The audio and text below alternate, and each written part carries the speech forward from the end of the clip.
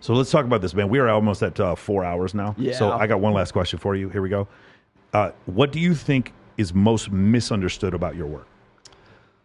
Oh gosh, where can we start? I think that a lot of the stuff, the thing that's most misunderstood, I think, is people who want to cast me in a particular mold because it fits their ideological bent, right? Or they would like to take my work or take like little snippets of, like Andrew Tate was talking about, take a 30-second snippet and Sure. they want to make that the whole, the sum whole. They were going to dismiss you because of this one 30-second thing. The same thing kind of happened to Myron and Fresh when they were doing that interview with DJ Academics and Brittany Renner. A minute and a half short is all anybody cares because they just want to see people get their comeuppance.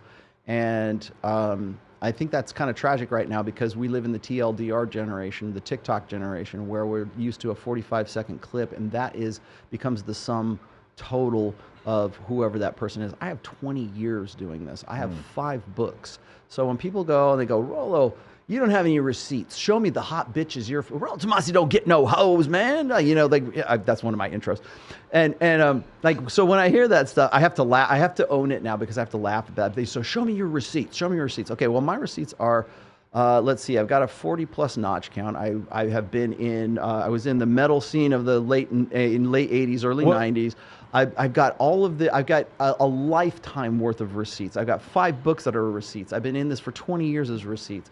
And it's like, show me the hot bitch with the big titties. So here's the issue, right? Because I do have a few of them, and those girls. And I will tell you that if you were saying something that was incorrect academically or empirically, like myself or Justin Waller would tell you it was wrong, but it's not. The thing is, at some point, the scientific method does not work. Here's my hypothesis. Let's prove my hypothesis. The scientific method is, here's my hypothesis. Now disprove my hypothesis. So what should happen is somebody should read the Rational Mail and say, well, and then I put this into practice, and then I had terrible, deleterious results. And that doesn't happen. So that's the reason why. Like, I don't care that you've been married 26 years. It doesn't make any difference. But like, that's the reason why. But if you were saying something that was empirically untrue, I would know. Right. Trust me, bro, I would tell you. And it's not. I usually get into, like, people will always say, Rollo, you need to debate Destiny. You need to debate Ruslan. You need to debate this guy or that guy or whoever else. And I'm like, okay, well, what are we going to debate about? If you're going to if you want me to come on your show or you want me to do something, we're going to talk about whether I'm a good guy or a bad guy. That's not a debate. That's opinion. That's belief, right? So what you're saying makes you an evil person. Is what I say true? Where am I wrong? Oh, you got long hair and a ponytail. Where am I wrong?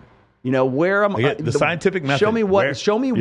Okay, so here's what really throws me off is this: when you do algebra, when you do calculus, when you do trigonometry, it's not enough to get the right answer. You have to show your work. Yes. Right? You can't just, because you could just easily just say, it looks like this is it right here. You could just stumble into the right answer.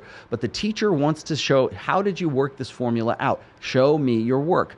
I go to the point where I go and I show the work, I show the studies, I show this is how I got from point A to point B, and this is why I say men and women can't be friends. This is why I say the alpha widow is a thing. This is why I say war brides, right? But all they hear and all they see is the answer. All they see is the and they disagree with the answer, right? War brides this, soulmate that, all these things that I've been known for over the years, but they never check the work. They never go, okay, I'm gonna see what the fuck this guy is actually talking about. Because when they do, then suddenly they go, okay, maybe he's got a point, right? And so it's usually ignorance. And I can excuse stupidity. There's a difference between stupidity and ignorance, okay? There are a lot of people who are very smart people, but they're ignorant because they simply don't know the fact. I'm ignorant of a lot of things, right? I'm a very smart guy, but I'm ignorant of certain things. The difference is I don't go popping off about things I don't know about. Right. And then there's stupidity, which means you just simply don't have the mental, faculties to process understand what we're even talking about in the first place. I can excuse stupidity because you don't have the raw material to work out the problem. What I can excuse is ignorance, especially when you're trying to make a buck off of your confident ignorance about what you think I have said over the course of 20 fucking years that I know is empirically false and is statistically, factually, and even if you watch my show, false, because I never said these things, or I have said other things. Yeah. Yeah, that makes a lot of sense, man. That's crazy. Yeah, I get this a lot when I post statistics. I'll get to these guys in the comments, stop trying to push your ideology on other people. And I'm like, you don't understand what statistics means. I'm not pushing my ideology on you. And that's an issue. That's the thing. Like, what I want to do different, what I wanted to do with the show is I don't want to have arbitrary arguments where at the end we feel good about what I said. The ends of my show should feel fucking uncomfortable. You should have learned something that bothers you a great deal, and that means you probably got some truth. And I probably won't grow.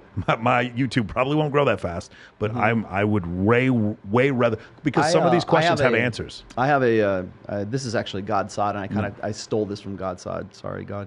I have an obligation to objective truth. There you go. And that's what he would say. I think he said that to Rogan, so fuck your feelings. Yeah. I don't know if you saw that episode. You said something interesting to me when we were at barbecue, and you said, I can say there's an 80% chance of rain tomorrow. And if it doesn't rain, that doesn't mean that I was wrong. It means that there actually was an 80% chance of rain. Correct. But it didn't rain. It just happened to be the 20% this time, and it didn't actually rain. So I wasn't wrong when I said that. Empirically, everything I said was 100%, but the outcome might not have been what was predicted. That's one thing we had to do when Dr. Buss was on here, because he talks about whenever he makes these statements, he has to say in general. He has to say this because that's how statistics work. People do not know how to. Most people, especially on social media, if you have a shorter attention span, you have a binary type of thinking instead of a nuanced way of thinking. And that's part of the TLDR generation. Correct. They want to make a decision and move on to the next clip. So if I say something and you're like, oh no, I found this man and everything you said was wrong and I do porn and he accepts me for the way that I am, and I'm like, okay, that's awesome. You are outside of 2 standard deviations. By the way, I'm not mad at you. You didn't prove me wrong. You proved the statistics are correct. You asked me about Michaela Peterson and that whole situation, and there was a time I think I was on with Fresh and Fit, and I mentioned this. I said, look, at the end of that, like she was on Fresh and Fit, and she was asked like what was it like to go on with Rollo Tomassi kind of thing, and she's like, well, we talked about these things. It's just some wishy-washy bullshit. But at the end of the thing, she was like, but I didn't get a good feeling with Rollo afterwards. Yeah. Like after the thing, I'm like, good. And I thought about that, and I'm like, was that the function? Was that the purpose? Were you hoping to feel good and have some good, warm, fuzzy moment afterwards? I'm not trying to be a dick.